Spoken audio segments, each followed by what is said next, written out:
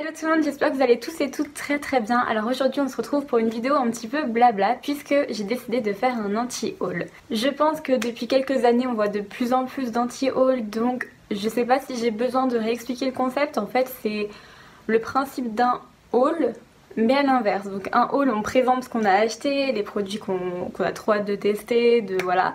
Et un anti-haul au contraire on va présenter les produits qu'on ne veut pas tester, qui ne nous intéressent pas. C'est bien sûr des avis complètement personnels, enfin s'il y a des produits que je cite, que vous avez ou que je sais pas, vous avez trop envie d'acheter, bah c'est votre choix, on a tous des goûts différents, c'est les goûts les couleurs comme on dit. Je tiens également à préciser que je n'ai absolument rien contre les marques, sachant qu'en plus vous allez voir dans tous les produits que je vais citer, j'ai déjà énormément de produits de ces marques là. Donc ça n'a absolument rien à voir avec la marque en particulier, c'est juste envers le produit, ça passe pas. D'ores et déjà, si cette vidéo vous plaît, n'oubliez pas avant de partir de la liker et de vous abonner si ce n'est pas encore fait. N'hésitez pas non plus à me dire en commentaire ce que vous pensez des produits que je viens de citer, quels sont les produits que vous ne voulez absolument pas acheter, que vous ne voulez pas en entendre parler.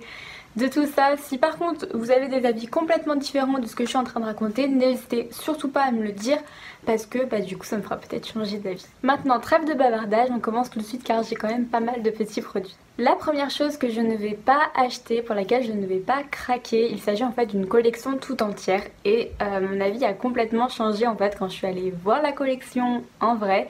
Il s'agit de la collection Boom Boom Bloom de MAC. En gros c'est une collection, les packaging je les trouvais magnifiques quand j'ai vu ça, tout en fleurs, blanc, vraiment le printemps quoi. Et vraiment je trouvais la collection magnifique. Alors la palette clairement c'est peut-être le produit qui me donnait déjà moins envie. Mais quand je suis allée voir la palette en magasin, déjà les fards étaient minuscules, donc j'étais là, quoi? C'est pas possible. Et en plus je l'ai trouvé un petit peu terne, enfin c'était une collection sur le printemps et je me suis dit mais non, ça devrait être fleuri. En fait je suis allée en magasin les swatcher. Ça va pas commencer. J'en ai marre de ce décor de merde, ça tient jamais. Une autre chose qui m'intéressait énormément c'était le blush et l'highlighter de la collection. Quand je les ai vus je me suis dit ouais mais c'est les teintes parfaites, je sais que c'est des teintes qui me vont. Et de là je suis allée les swatcher en magasin et là c'était la grosse déception. Tout simplement parce qu'en fait, comment vous expliquer, sur le blush et l'highlighter en fait vous avez une pellicule qui est légèrement plus foncée. Enfin sur le blush il y a une pellicule qui est légèrement plus foncée. Et quand vous avez retiré la première couche en fait, le blush est complètement clair, mais vous voyez le Dandelion de chez Benefit, et bien il est encore plus clair que ça. Donc je me suis dit mais sur quel type de peau ça va ce genre de blush, enfin c'est la question que je me suis posée. Et après pour l'highlighter pareil, il y avait une couche de petites paillettes entre guillemets dessus. Du coup premier swatch que je fais, waouh trop beau. Et en fait dessous l'highlighter il était plus du tout irisé, on avait plus l'impression que c'était un bronzer. Du coup enfin je me suis dit j'ai pas envie d'acheter un produit pour me faire arnaquer entre guillemets, on me le vend comme un highlighter. Finalement ça se transforme en bronzer mais c'était même pas un bronzer portable. Dans la collection il y a également des liquides lipstick qui ne sèchent pas du tout mat, qui restent vraiment très brillants, un peu comme des lacs à lèvres ou des gloss. La pigmentation elle était pas du tout là clairement. On avait également des rouges à lèvres en raisin et c'est vrai que sur les photos il y avait plusieurs teintes qui me paraissaient bien. Je savais qu'il y avait des teintes qui étaient un petit peu trop claires pour moi mais bon c'est comme dans toutes les collections, forcément il en faut pour tout le monde.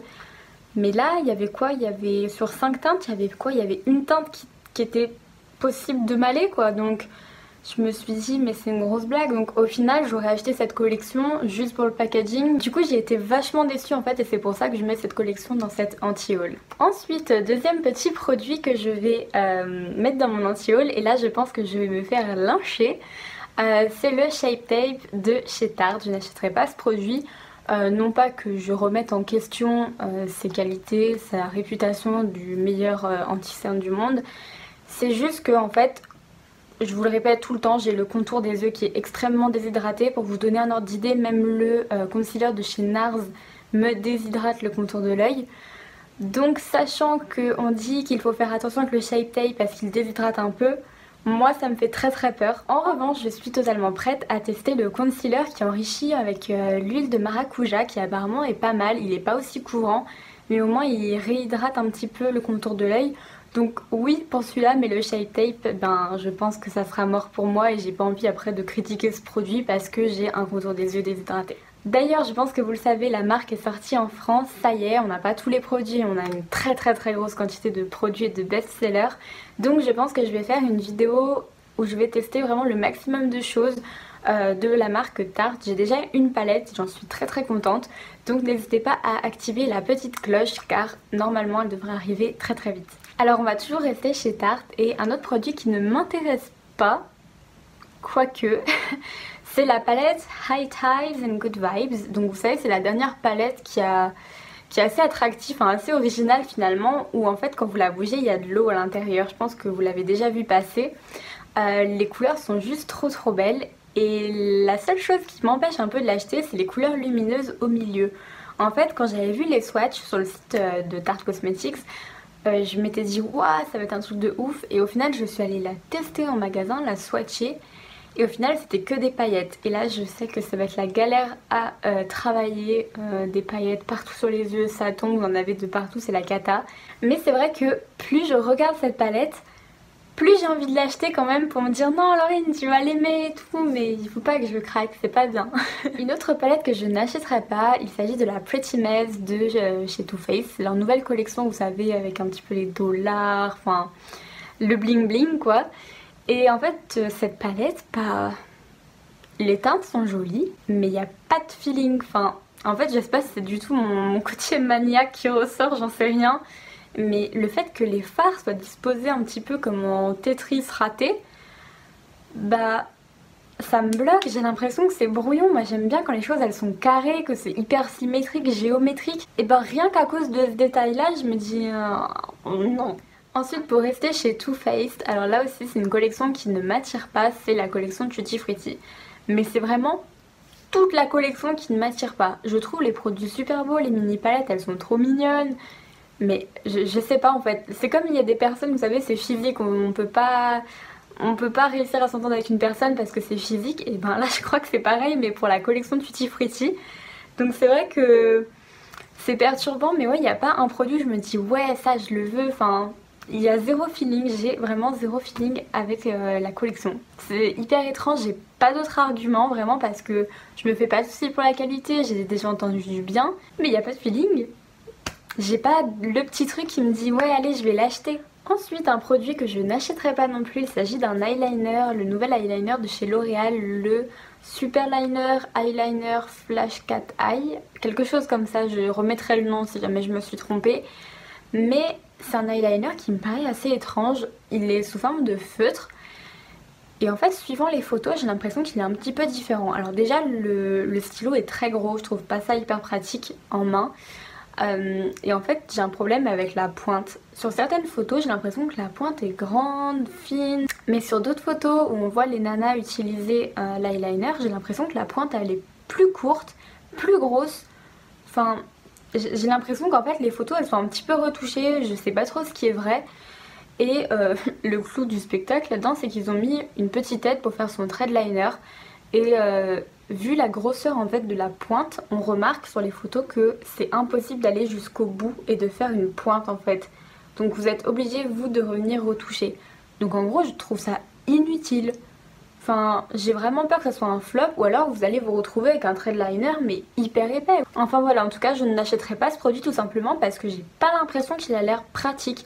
Peut-être que la qualité du produit en soi elle est très bonne, mais il a vraiment pas l'air pratique. Ensuite le 7ème produit que je n'achèterai pas, alors j'ai découvert ça il y a 2 jours, j'ai vu ça, j'étais là mais c'est une blague.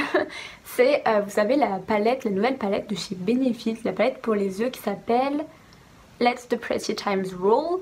Et en fait c'est une palette où je crois il y a 5 fards dedans. Alors déjà que les produits Benefit en soi c'est pas des produits hyper pigmentés, notamment pour les blushs. Personnellement ça ne me gêne pas dans les blushs par exemple parce que ça permet vraiment de travailler son blush, de venir mettre la dose qu'on veut, de pas se retrouver avec une grosse marque. Donc ça j'aime bien, mais j'ai pas l'impression que la palette elle soit hyper pigmentée. Et même les couleurs j'ai l'impression qu'elles sont pas inutiles mais simplistes, qu'il manque un truc en fait à la palette. Je sais pas si vous voyez. Mais j'étais hyper déçue quand j'ai vu ça et en fait je me suis dit pour le prix, bah autant aller, je sais pas, par exemple chez NYX, prendre des palettes où il y a plus de fard et payer moitié moins cher. Ensuite, la 8e chose que je ne prendrai pas, que je n'achèterai jamais, c'est la Naked Reloaded. Alors comme vous le savez, Urban Decay a arrêté la première Naked et a sorti de là la Naked Reloaded. Alors déjà j'ai l'impression qu'en fait ils ont sorti une Reloaded parce que c'est la mode de faire des Reloaded, mais c'est quoi l'intérêt de faire partir une palette de nude qui était hyper symbolique, que les gens continuaient d'acheter encore et encore, pour ressortir une palette de nude avec même pas les mêmes teintes? C'est pas une Reloaded.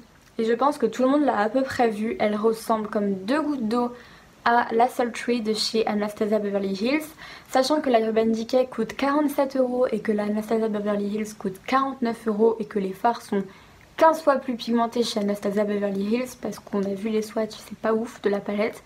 Je préfère largement mettre 2 € de plus et prendre la Anastasia Beverly Hills. Pour les 2 derniers produits que je vais vous présenter, alors je pense que c'est des produits pour lesquels je vais craquer. Je vous dis que là, c'est des produits que je ne veux pas forcément, qui me donnent pas forcément envie, mais parce qu'ils m'intriguent vraiment beaucoup, je pense que je vais craquer. Donc la première chose pour laquelle je suis entre le je veux et je ne le veux pas, c'est le Candy Sleek Glowy Lip Color de chez NYX. Donc en gros c'est des rouges à lèvres. En fait d'après ce que j'ai compris, ils voulaient faire un effet bonbon. Et en fait le truc c'est que on se retrouve avec une sorte de gloss, un peu lac à lèvres, mais ça a l'air hyper épais, ça a l'air de filer un peu, de coller, enfin de ce que je vois sur les photos. En fait j'ai l'impression que les lèvres qui en photo, elles ont une coque par-dessus, genre comme une coque de bonbons, les berlingots par exemple, voilà. Du coup ça a l'air hyper étrange, je me dis, enfin, imaginez vous avez un cheveu qui se prend dedans, ça vous fait une grosse trace, enfin... Du coup ouais c'est hyper perturbant je trouve, enfin ça a l'air vraiment étrange comme texture. Et parce que c'est étrange, parce que je suis un peu perplexe, justement ça me donne envie de tester parce que je sais pas la sensation que ça fait, vous voyez ce que je veux dire. Et enfin la dernière chose pour laquelle je suis un petit peu sceptique mais je pense craquer parce que justement ça m'intrigue aussi, c'est la Bloom Blush and Glow palette. Je pense que vous l'avez vu passer sur les réseaux sociaux, elle doit arriver très vite en France normalement. En fait c'est une palette vraiment de blush et d'highlight. Vous avez sur les fards du haut 2 fards en crème et ensuite des fards en poudre. En fait ce qui me fait peur c'est déjà les textures crème. Ça peut très bien fonctionner sur du maquillage, mais en fait le fait de rajouter de la poudre dessus, est-ce que ça va pas faire un effet de matière? Alors je pense que Natasha Denona a très bien travaillé son produit parce qu'on connaît la qualité Natasha Denona. C'est pour ça que j'ai envie de tester également, parce que je me dis si elle l'a fait c'est que ça doit bien marcher. Mais j'ai peur que ça fasse vraiment un amas de matière. Et deuxième chose qui me fait plutôt peur, c'est le fard qui est en haut à droite. Il est hyper foncé. Je sais pas comment il s'estompe, s'il s'estompe vraiment beaucoup plus clair, mais... Oh loulou. Et ouais, enfin je trouve que ça fait vachement peur quand même, je sais pas ce que vous en pensez. Mais justement je trouve que ça peut être hyper intéressant à travailler, de voir ce que ça donne. Donc je pense que je vais craquer, mais là comme ça quand je vous en parle je me dis non je vais pas craquer, ça serait lancer son argent par les fenêtres, ça se trouve tu vas pas aimer. Mais j'ai envie de donner sa chance à ce produit. Vous voyez, c'est pour ça que les 2 derniers là que je vous ai dit, je suis un peu dans la balance. On en a enfin fini avec cette vidéo et ça m'a fait plaisir de le faire. Alors sachez encore une fois que je n'ai absolument rien du tout contre les marques. J'ai au moins un produit de chaque marque. Donc ça veut pas dire que j'aime pas la marque, bien au contraire, c'est juste des produits qui ne me font pas envie. Par contre vous avez tout à fait le droit de les aimer. D'ailleurs si vous avez déjà testé des produits que je vous ai dit là, n'hésitez pas à me faire un retour en commentaire pour me faire changer d'avis, c'est votre défi. Je pense que j'ai largement assez parlé dans cette vidéo, donc voilà, nous on va se retrouver la semaine prochaine. N'oubliez pas de vous abonner, de liker, et puis je vous fais des énormes bisous. Ciao.